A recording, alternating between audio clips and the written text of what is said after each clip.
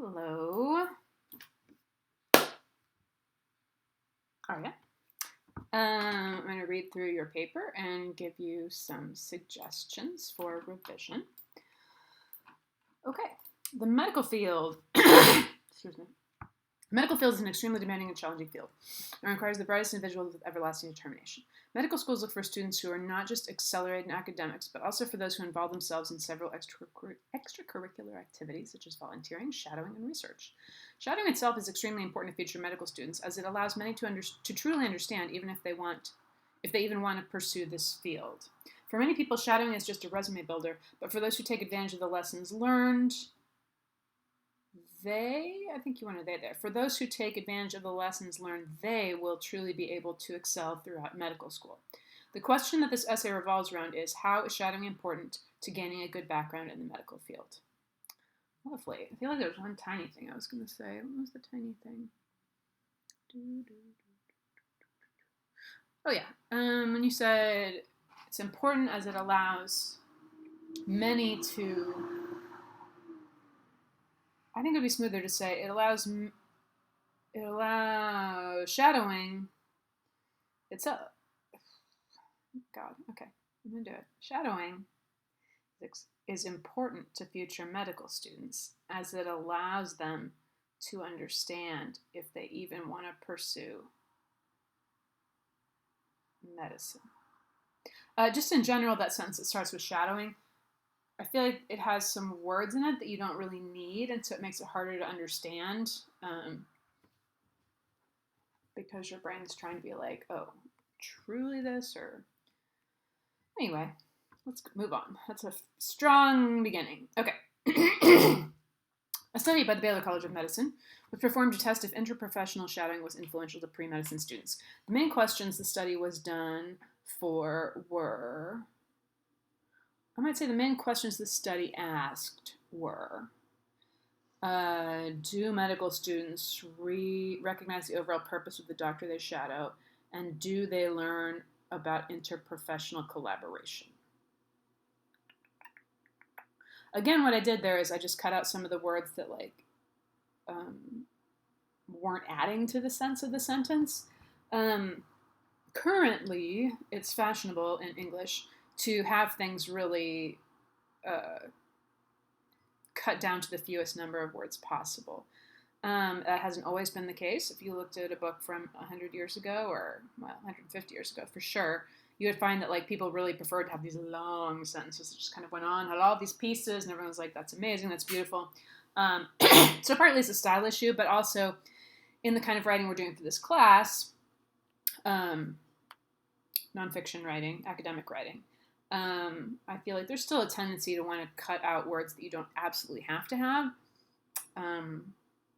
with the thought that that can make things more clear. Okay. The study started off by making first and second year medical students participate in shadowing in various specialties, and then writing reflection, making them participate in shadowing, and then writing a reflection on what they learned and how that would influence them. These reflections were then processed by an iterative process within a computer. The computer would go through each reflection and highlight the most common phrases. The common phrases mentioned were the goals of shadowing, the specialty's general purpose, the teamwork experience that were gained, and how to properly communicate with fellow doctors. The study concluded that the students gained a broader education on patient care that simply could not be taught in a classroom setting. Makes sense to me. Sorry, sip of coffee time. And so now that the purpose of shadowing has been established, it is also important to understand how to land opportunities to shadow and what to expect from it. Excuse me. The Association of American Medical Colleges gives excellent tips to gain the opportunity to shadow in the first place. It explains that asking any relatives or family friends for shadowing jobs would be ideal. Are they jobs we're talking about here, or just opportunities? But if that doesn't work, then searching for doctors online and emailing them would work just as great. I feel like we would always... It's just like regular old industry standard boring English to say, just say it would work just as well. So I would do that. You're not trying to be fancy. Just as well.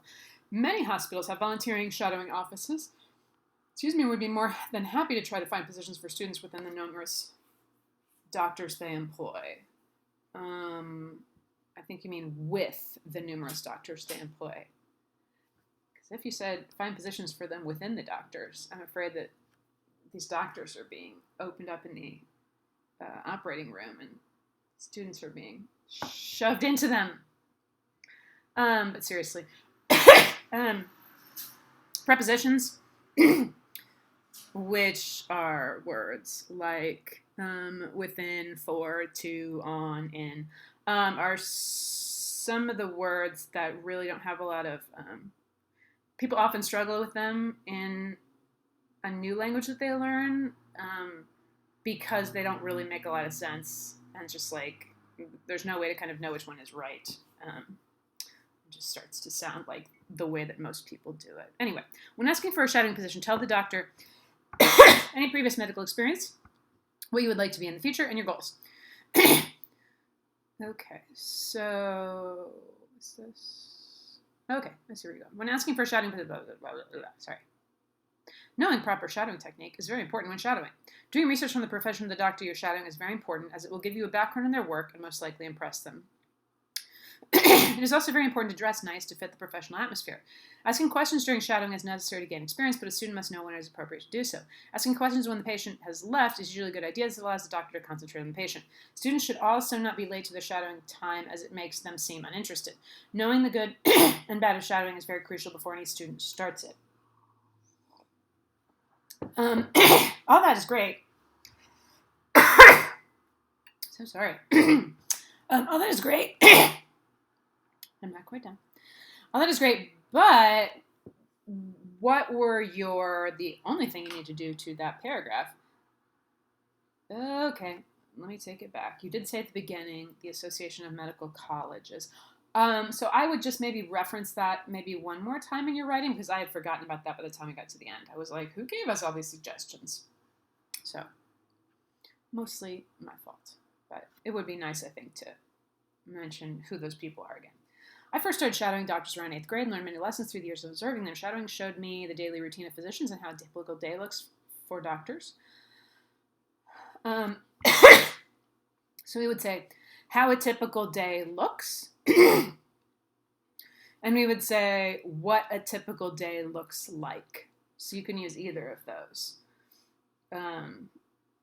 You can say either how a typical day looks or what a typical day looks like. Again, there's no rhyme or reason for why that is. It's just habit for English speakers. Not only did I learn many medical facts, but I learned proper bedside manner and how to interact with patients professionally. My shadowing experience ranged from watching routine physical examinations to watching a cesarean section. Whoa! Excuse me. Each specific type of doctor I shadowed, I would love to do that. Each specific type of doctor I shadowed had different day-to-day cases, which make it all the more important to shadow a figure. Which makes it all the more important to shadow in order to figure out which one interests you the most. In order to figure out which specialty interests you the most. When you say one, I'm not sure what one you mean. Oh, I'm so jealous. I think I would like to be a surgeon, except I have no fine motor skills and I hate sick people. But other than that, I would love to be a surgeon. Shadowing is very useful to those who learn from it, but there are several other opportunities of learning. I would say for learning, other than shadowing. In a 2016 survey of medical school admissions officers, 87% of students claimed that they did other observatory practices not involving shadowing. Other extracurricular students involved themselves with. Excuse me, sorry. So I think you mean other observatory practices, not really other extracurriculars, because extracurriculars would include things like soccer and debate, but you're specifically looking at shadowing, at observatory practices, right? Included hospice volunteers, certified nursing assistant, volunteer EMT, or caretakers. So a little tiny nitpicky thing. They involve themselves with hospice volunteer, certified nursing assistant, volunteer EMT, or caretaker. So you have an S on the last one, but no S on the others. So like the last one is plural, but the others aren't, which made me be like, wait, what? And I think the way that I might set this up, other extracurriculars, other things students involve themselves with included, you could go hospice volunteering, certified, that doesn't work that well with certified nursing assistant, volunteer EMT. Okay, how about this? Other things students involve themselves with included serving as a hospice volunteer, working as a certified nursing assistant, volunteering as an EMT, or caretaking. So what I'm doing there is something we do in English and other languages too. But we want them all to be in the same form, right? So if we have an ing on one of them, we want to have an ing on all of them. And that's a particularly tricky, weird one because you have certified nursing assistant. And the ing on nursing assistant is like, doesn't count because it's describing the thing. Anyway, yeah, we want those all to match so that your focus is on the idea of the thing rather than the form that it's set up in, if that makes sense. All these and many more extracurriculars allow students to learn the medical environment and how and observe how everyday life is for the professionals. Cool. Okay, and here's your works cited, and your page numbers look good, and this looks okay, I think. I wonder if your the do's and don'ts should be categorized under D. I'm not going to stay awake at night worrying about that, but random idle thought. Okay, so I hope this helps you think about how you want to revise your paper, and let me know if you have questions. I enjoyed reading it, and I'm so jealous. Once I got to see a human pancreas, because I worked at the organ bank, where they would bring in the kidneys and the stuff for a minute before they would ship them off to wherever they were going to the person who needed them. And this surgeon cut a pancreas, like accidentally cut a whole piece of it off. And I was like, does this happen all the time? Anyway, I don't think it does. Anyway, they had it in a cooler at my office. I was the receptionist, so I went back and I was like, ooh, a pancreas. I don't know, it was cool. Have a lovely day.